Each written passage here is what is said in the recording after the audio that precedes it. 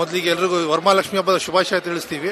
ಪ್ರತಿ ವರ್ಷದಂತೆ ಈ ವರ್ಷ ಕೂಡ ಬೆಲೆಗಳೆಲ್ಲ ಜಾಸ್ತಿ ಆಗಿದೆ. ಮತ್ತೆ ಈ ವರ್ಷ ವಿಶೇಷತೆ ಏನು ಅಂದ್ರೆ ಬರೀ ವರಮಹಾಲಕ್ಷ್ಮಿ ಅಂತಲ್ಲ, ಆಷಾಢದಲ್ಲಿ ಕೂಡ ಈ ಬಾರಿ ಒಳ್ಳೆ ಬೆಲೆನೇ ಮಾರಿದೆ ಹೂವು.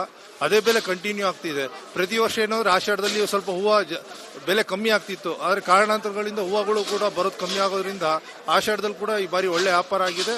ಈ ವರಮಹಾಲಕ್ಷ್ಮಿ ಪ್ರಯುಕ್ತ ಹೆಂಗಸರುಗಳು ಬಹಳ ಗ್ರ್ಯಾಂಡಾಗಿ ಮಾಡೋದ್ರಿಂದ ಬೆಲೆಗಳು ಸ್ವಲ್ಪ ಎಲ್ಲ ಜಾಸ್ತಿ ಇದೆ.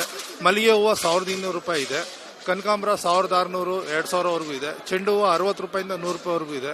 ಹಾಗೆ ಸೇವಂತಿಗೆ ಕೂಡ 200 ರೂಪಾಯಿಂದ 300 ರೂಪಾಯಿವರೆಗೂ ಇದೆ. ಹಾಗೆ ನೋಡಿದ್ರೆ ನೀವು ಸುಗಂಧರಾಜ ಕೂಡ 150.